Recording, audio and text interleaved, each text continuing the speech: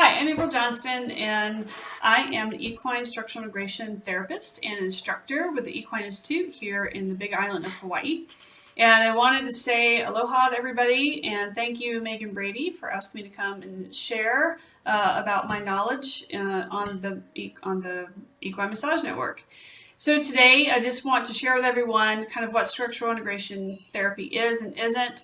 Kind of some of the similarities and differences with different modalities, the training it takes to become a structural integration therapist, and some of the legal issues facing the industry today. So just to qualify myself a little bit, I originally was a research scientist and worked as that for many years, and had an equine related injury. I broke my back, and because of that debilitating back injury, after about 15 years of chronic pain, I discovered Rolfing in humans, which is also known as structural integration therapy. And I had tried many other modalities, and nothing had really stuck.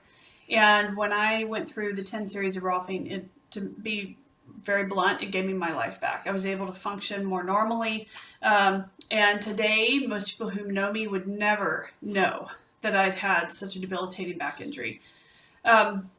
And the amazing thing about structural integration therapy, and one of the reasons I'm so excited about it, is that therapy, which I originally went through about 17 years ago, the effects of that therapy still hold my body today. I have never reverted back to the pattern that I had when I went into the Rolfing program of structural integration therapy.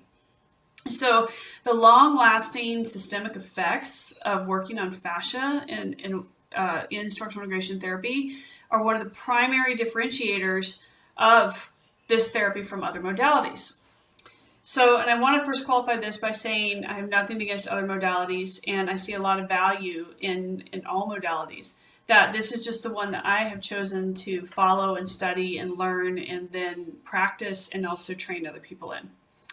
So, but there is a lot of confusion that I hear about because myofascial therapy or myofascial, like this word has become very popular in the last few years. And so a lot of people think, oh, well, I know myofascial therapy, so therefore I know I'm a horse rougher. First, we shouldn't use the term horse rougher, but that's actually not true. So basically, there's a saying that all structural integrationists do myofascial therapy, but myofascial therapists do not do structural integration. And that is just simply because of the way they work. The focus of structural integration therapy is to hold and release stuck and constricted fascial tissues, but it's done in a very long, systematic way over a series of sessions. In humans, like I said, it's going to be like on average 10 sessions. In horses, I do this in about 6 sessions, but I bundle it in groups of 3.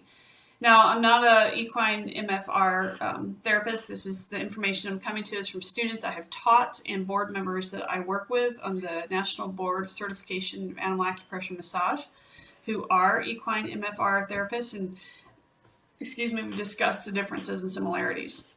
The other thing I hear a lot is that, oh, this is trigger point therapy. And no, again, this is not trigger point therapy. Trigger point therapy is working on irritated places in muscles specifically that are held for a certain amount of time through a series of pressure release techniques to release that constriction. And often those are predictable points, which can be basically found again and again. It's why when we all say when we sit too long on your computer, like, oh, we get really like tender here or in here. These are areas where we have predictable areas of trigger point constriction. So structural integration therapy works more on relieving compensatory patterns across fascial systems in the body, which then allows the body to move freely and find its line. And so some of you who may have had more advanced massage training may have learned about the line and gravitational pull and what it does to the body. But this is actually kind of a really fascinating discussion that I'd love to get into, but Megan's only given me 10 minutes. So if you want to know more, let's talk. But essentially, you're looking to restore that biomechanical balance within the field of gravity and help the horse find its true inner line in relation to the field of gravity. So you do that by lengthening and releasing constrictions in a series of very structured sessions of fascial release. Chiropractic, I think we all know what chiropractic is. It's manipulation of the bony system in the body to release constrictions and affect release on muscles and nerves. So I'm not going to spend a lot of time talking about that. I do want to talk about the training it takes to become an equine structural integration therapist.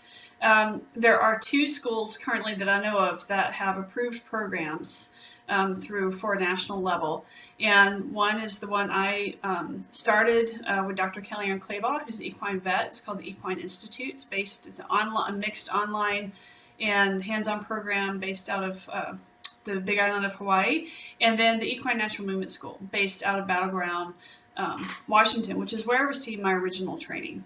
So we, our 2 schools collectively, we work with our students for quite a long time. I know in my program, I'm working with students for about 14 months to 18 months before they're in basic licensure. And that level of training is extremely comprehensive. It includes all sorts of management and quasi-vet assistant type training in equine health and equine diseases that Dr. Claybaugh and I strongly feel influence the effectiveness of your body work. So we want our students to be able to walk in and assess a horse. And while you may only need your bodywork skills to actually work on the horse, you need lots of other information to be able to make a really good assessment and say, one, is it even appropriate for you to work on that horse at that moment? Or if you do work on that horse, is it going to be effective and be a good representation of your work? So these are just things to consider. They're extensive training programs. To become a human structural integration therapist can take upwards of 3 years and considered a graduate level education. So please, if you've gone to a weekend workshop and learned some fascial therapy, please, this does not qualify you as equine structural integration therapist. And so we have to protect each of our modalities in our industry, just like I don't tell people I do equine myofascial release or I don't do trigger point therapy. This reciprocal is true. So we have to, unfortunately be really careful of these things. And that gets into the legal issues. So I sit on a board, it's called the National Board of Certification Animal Acupressure and Massage.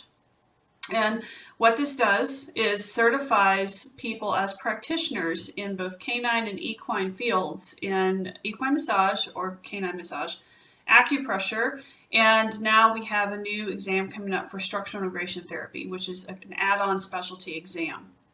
And so the reason that the need for this type of board came about was because across many states, vets will, for various reasons, but primarily because there are unethical practitioners with little or no training going out there working on animals, and then an issue arises.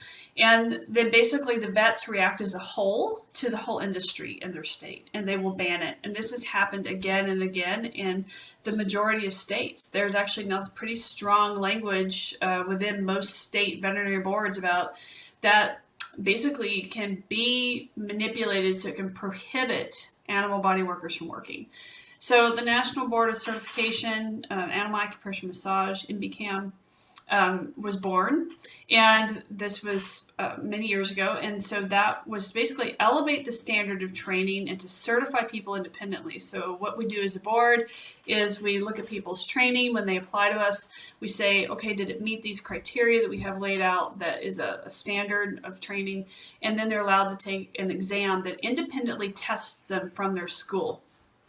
So I believe one of my board colleagues, Lola Michelin, was on here a few weeks ago, and she runs a massage school in the Pacific Northwest. So the reason I'm talking about this today is because it's very important for people to have, the proper education. It basically elevates our industry as a whole. It will guarantee we all get better pay. It guarantees, hopefully, if we continue to move in this path, that our work will not be prohibited. In certain states, equine body workers receive injunctions and cease and desist orders to not work on animals anymore. And so this isn't really fair for those of us who have worked really hard to get the proper credentialing. And so therefore, I'm definitely promoting that board certification program. Anyone who's gone through a school can apply. You can look and see if you're in, and we will independently evaluate you and see if your school is eligible. And you'll be able, if not, we can tell you, there's some extra things you can get.